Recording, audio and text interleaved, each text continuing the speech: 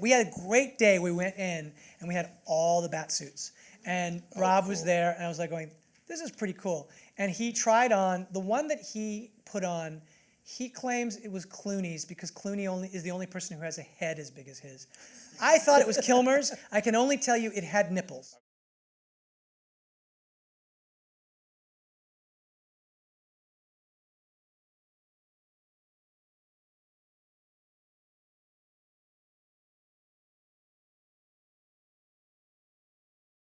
Like, I would never have been drawn to do a superhero movie, but I've always loved Batman, and in particular what I find interesting is the psychology of somebody who would be that character. He doesn't have superpowers. Here's what I relate to about him. I feel like here's a guy who's trying to make sense of his life in the only way he can, and it makes no sense. He goes out night after night and do this thing, and for me, in a weird way, that's sort of what filmmaking is. Like, you go and you're trying to make sense through imagery of your life. I always like the idea in the Hitchcockian way of putting yourself in the shoes of someone and watching them do things that you'd like to think you would never do, and say, God, in that circumstance, might I do it? Right. And it taps into those parts of you to say, okay, so what drives people to the edges, to the darkness of what they do? And so I just think that there's something about that kind of storytelling that, for me, that empathetic, subjective storytelling is what cinema means to me. When I go to the movies, what I want to do is I want to have that transportive experience where you take me into something and I experience people's lives through the camera in a way. And so I'm just incredibly drawn to that kind of thing. So and also it's a way to explore my anxieties. Like, there's nothing, honestly, when I wrote this, there was nothing scarier to me than the idea that I might be in my car. I had read about a serial killer who hid in people's cars. That's the other thing that I do when I did the Riddler and all that kind of stuff. I do a lot of research. So I was reading about serial killers because I thought, well, that's essentially what this guy must be. And I read about a guy. Oh my God, so scary. This guy he left his car at like a Walmart, and this is how they caught the guy. The guy was in Walmart, and this other guy goes, oh, hey, is that your Toyota out there? And he goes, yeah. He goes, you're not going to want to get in that car. We're going to want to call the police. He goes, why? He goes, I saw a guy crawl in the back seat. He's hiding there right now. And when the police came and they caught him, he turned out to be someone who had killed a number of people in exactly this way. He was a serial killer. And so I was like, well, that's scary as hell. That terrified me. I just got scared telling it. Yeah, me too. And so, but it's frightening in the movie. But yeah, like, take it from real life. And so that thing about trying to tap into your worst fears and then finding the way to realize them cinematically, visually, in such a way it somehow taps into that fear. So it puts you into that circumstance. So this is all designed in that way. And I started thinking, oh my God, maybe I shouldn't do Batman. And then I read Year One. And when I read Year One, cool, right? Can I tell you something? There was something about that where it clicked into place. I was like, oh, I get it.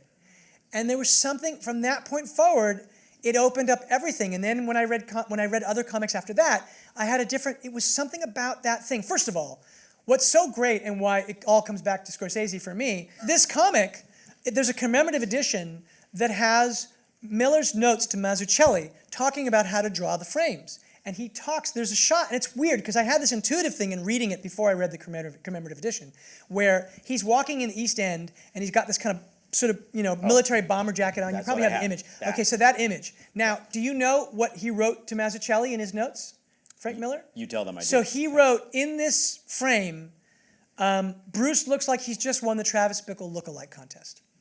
And I was like, oh, it's Scorsese. And so it was this weird thing because I already had this kind of connection to it, but there was something about the way that, and it's interesting because Dark Knight Returns is like another kind of groundbreaking one, but in a very different way. It's got a level of, there's more fantasy to it. This was so grounded, and the groundedness of it was something I related to, and that's why it was a breakthrough to me.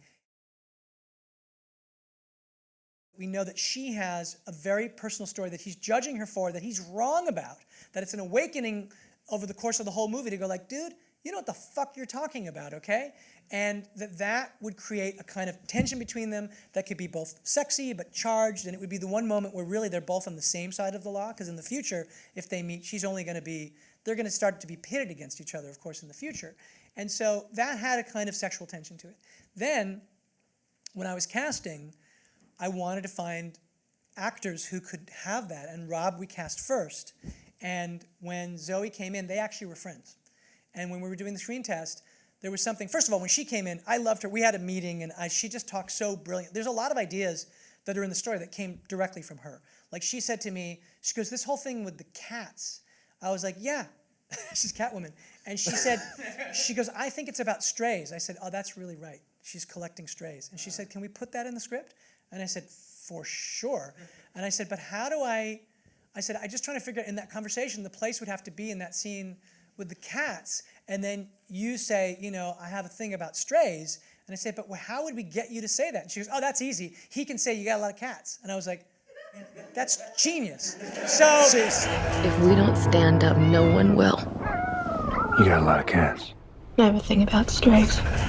That's so I cast her. No, but that is part of why I cast her, because she was very insightful about the character, and she's a terrific artist, and I just really enjoyed talking to her.